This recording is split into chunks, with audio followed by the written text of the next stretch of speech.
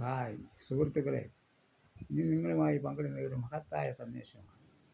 എന്നാൽ എന്നാൽ പറയാൻ പോകുന്നത്, നമ്മളെ ഈ ഭൂമിയിൽ ദൈവം നമ്മളെ ആക്കിയിട്ട് 60-70 കൊല്ലം കഴിയുമ്പോൾ ഈ ലോകം വിട്ട് നമ്മൾ കടന്നു പോകേണ്ടതാണ്. അതുകൊണ്ട് നമ്മളെ വരുമ്പോൾ അവരെ കണക്ക് ബോധിപ്പിക്കേണ്ടി വരും. അതുകൊണ്ട് നമ്മൾ ചെയ്യേണ്ടത് ഒന്നുമില്ലെങ്കിലും ആർക്കും ഗുണം ചെയ്തില്ലെങ്കിലും ദോഷം വരുത്തും. വാക്കുകൊണ്ടോ പ്രവൃത്തി കൊണ്ടോ അറിഞ്ഞോ അറിയാതെയോ ആരും നമ്മൾ മുഖാന്തരം കണ്ണുനീര് കുടിക്കാൻ ഇടയാകും. കൂടാതെ നിങ്ങൾ ജീവിച്ചിരിക്കുമ്പോൾ എന്തെങ്കിലും ആർക്കെങ്കിലും നമ്മളെ കൊണ്ട് ഒക്കുന്ന സഹായങ്ങൾ ചെയ്യുക. ഇത് തന്നെ സ്വർഗരാജ്യത്തിൽ പോകാനുള്ള ഏക വഴി. അല്ലാതെ ചിലർക്കൊരു സ്വഭാവമുണ്ട്, ആരെ എന്തും പറഞ്ഞ് വിഷമിപ്പിച്ച് അവർക്ക് ആനന്ദം കൊള്ളുന്നു. ആ സ്വഭാവം നമ്മൾ മാറണം. നമ്മുടെ ഭൂമിയിലെ താൽക്കാലികവാസത്തിൽ ഏത് നിസ്സാര വാക്കും ന്യായ ദിവസത്തിൽ കണക്ക് ബോധിപ്പിക്കേണ്ടി വരുമെന്ന് വിശുദ്ധ ബൈബിളിൽ നാം വായിക്കുന്നുണ്ട്. അതുകൊണ്ട് നമ്മൾ ചെയ്യേണ്ടത് നമ്മളാലാവുന്ന സഹായങ്ങൾ ചെയ്യുക, അല്ലാതെ മറ്റുള്ളവരെ ദുഃഖിപ്പിക്കുകയോ കണ്ണുനീർ കുടിപ്പിക്കുകയോ ചെയ്താൽ നമ്മുടെ സ്വർഗരാജ്യത്തിൽ കണക്ക് ബോധിപ്പിക്കേണ്ടി വരും.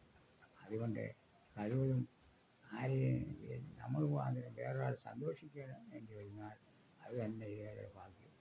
അതുകൊണ്ട് നമ്മളെ ഈ ഭൂമിയിലെ താൽക്കാലിക വാസം കഴിഞ്ഞ് നമ്മുടെ ആത്മാവിനെ ശുദ്ധീകരിച്ച് സ്വർഗത്തിലേക്ക് പോകേണ്ടവരാണ്. അതുകൊണ്ട് അതിന് ഇപ്പോഴേ നമ്മൾ ഒരുങ്ങിയെങ്കിലേ കാര്യം നടക്കും. ഈ വീഡിയോ നിങ്ങൾക്ക് ഇഷ്ടമായെങ്കിൽ ലൈക്ക് ചെയ്യാനും ഷെയർ ചെയ്യാനും സബ്സ്ക്രൈബ് ചെയ്യാനും മറന്നു പോകരുത്. സബ്സ്ക്രൈബ് ചെയ്യെങ്കിൽ തൊട്ടടുത്തുള്ള ബെല്ലൈക്കൻ ക്ലിക്ക് ചെയ്യുകയും ചെയ്താലേ ഇതുപോലുള്ള ഉപകാരപ്രദമായ വീഡിയോകൾ നിങ്ങൾക്ക് നോട്ടിഫിക്കേഷൻ എത്തുകയുള്ളൂ. ഇനി ഒരു ചെറിയ ഗാനം കേൾക്കാം. സ്തുതി മനമേ നിത്യവും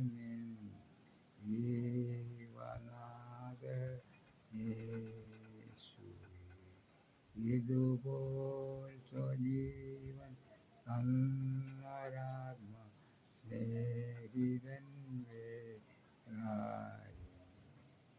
എൻ്റെ ദൈവം മഹത്വത്തിൽ ആർദ്രവാനായി തീരുമ്പോൾ സാധു ഞാൻ ശോണി തന്നെ ക്ലേശിപ്പ ഏതും കാര്യമില്ല എൻ്റെ ഉള്ളം ചൊല്ലും വൈഷമ്യമുള്ളതുക്കും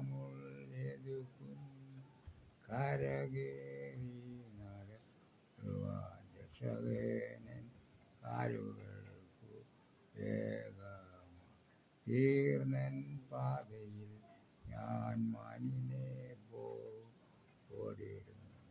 എല്ലാവർക്കും നന്ദി, നമസ്കാരം. വീണ്ടും കാണാം.